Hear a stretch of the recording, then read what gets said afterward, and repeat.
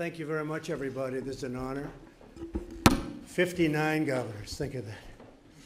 But we actually we added a few from the islands, so we broke it down to 49.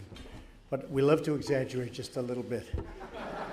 This has been really a great couple of days. We've had a lot of fun together, and it's been, very special. We've gotten to know each other.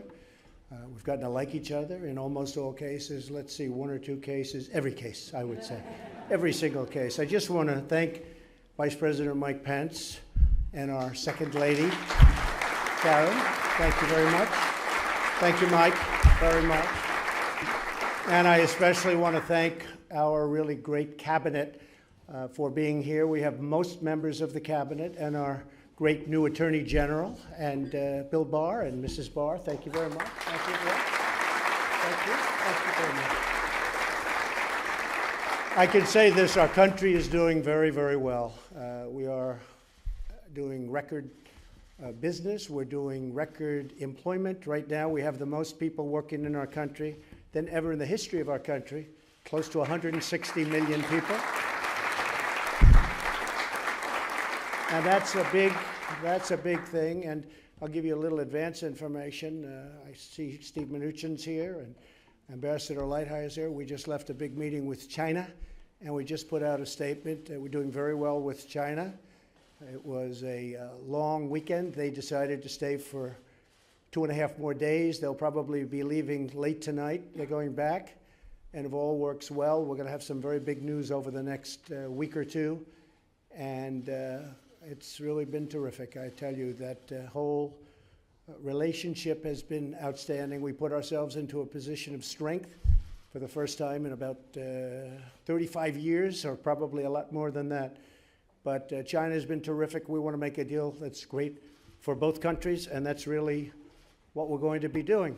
And I think it's going to, as governors, most of you, many of you are governors, and doing an incredible job, and so many have come up and said, how are you doing with China? Which is a very unusual question for people to come up and ask almost everyone. Sir, how are you doing with China? Because it affects your state so much. China is everywhere. And I think you'll be very, really amazed with what you see. Maybe. Let's see what happens. We still have a little ways to go. Would you say that's correct, Mr. Ambassador? We have a little bit. But I want to thank you, Bob. You've been working 24 hours around the clock. And I will say this publicly, when I was able to be lucky enough to win the presidency, I called Bob Lighthizer because for years people have known he's the greatest trader that we have on this type of trade. We have many different types of trade. And I really understand now why. Thank you very much. Fantastic job. And Steve. Great job. And also, I was going to leave very early tomorrow, but now I'm going to do it a little bit later. I had an option to do it at 6 in the morning or 11, and I chose 11.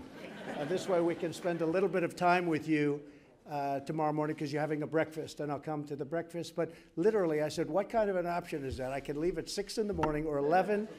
They said, you can leave at 6 or anywhere between 11 and 12. I said, I'll take 11 to 12. But you're having a breakfast tomorrow, so I'll be with you at the breakfast. But we'll be leaving for Hanoi, Vietnam, and we'll be meeting with Kim Jong-un. It's a very interesting thing to say, but I've developed a very, very good relationship. We'll see what that means. But he's never had a relationship with anybody from this country, and hasn't had lots of relationships anywhere. And I always say, the media sometimes will say, well, what have they given up? We've given up nothing. The sanctions are on, everything's on, but we have a special feeling, and I think it's going to lead to something very good, and maybe not. I think ultimately it will, but maybe not. And I'm not pushing for speed, but we're not removing the sanctions. And we're going to have, I think, a very interesting 2.5 days in Vietnam, and we have a chance for the total denuclearization of an area of the world that was very dangerous. When I first came in, or really more particularly at the end of the last administration, there were rockets going up, there were missiles going up, there were bombs going off, there were massive cannons being tested. If you ever saw the picture of the beach, I've never seen anything like it, where you had literally thousands of cannons on the beach shooting out into the waters. And there was nuclear testing. In fact, they thought it was earthquakes. They said there are massive earthquakes, and then they realized it was North Korea. They said, wow, I think it's maybe not an earthquake. Now there's no testing, there's no rockets, there's no nuclear testing, and we get along well, very well. So it'll be very interesting to say, and as I tell Chairman Kim, he has a chance to have a country that is so vibrant economically, maybe one of the most in the world. He's got a location that's unbelievable. As a real estate person, I've always done very well with location, but he's right between China, Russia, and then on the other side, South Korea. So they can't touch each other unless they go through North Korea. And I say, you have one of the greatest locations. They have incredible people, hardworking people, smart, energetic, and I think it can be really one of the great financial and economic countries anywhere in the world. So I tell them that. I said, but you can't do that if you're going to keep nuclear. If you do nuclear, that can't ever happen.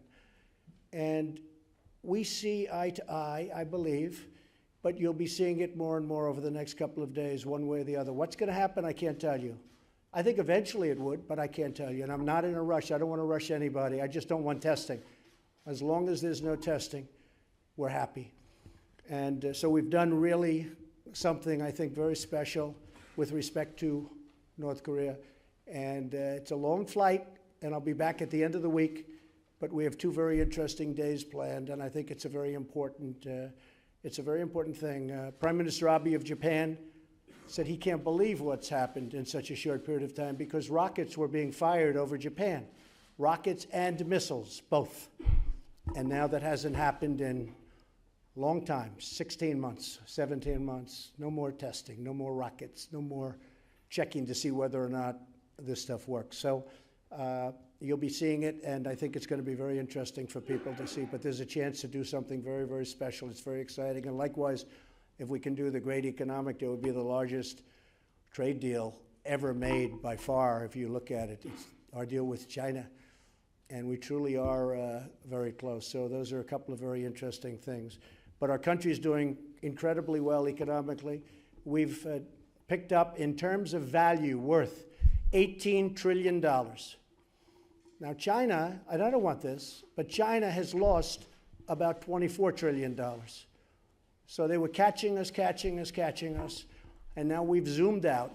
And I can say this, as long as I'm president, they're not going to catch us, and they're going to do well. But I want them to do well, but they're not going to catch us. So I just want to give a toast to the incredible people in this room and to our unbelievable country. We have a very, very special country. I want to thank our First Lady for having done this. Is such a beautiful job. So Melania, I just want to thank you very much. I want to thank you. Thank you. And I would like to ask Governor Bullock to come up, please, from a very special place that I like very much for the obvious reason. And perhaps you could give a toast, please. Thank you, Governor. Thank you very much.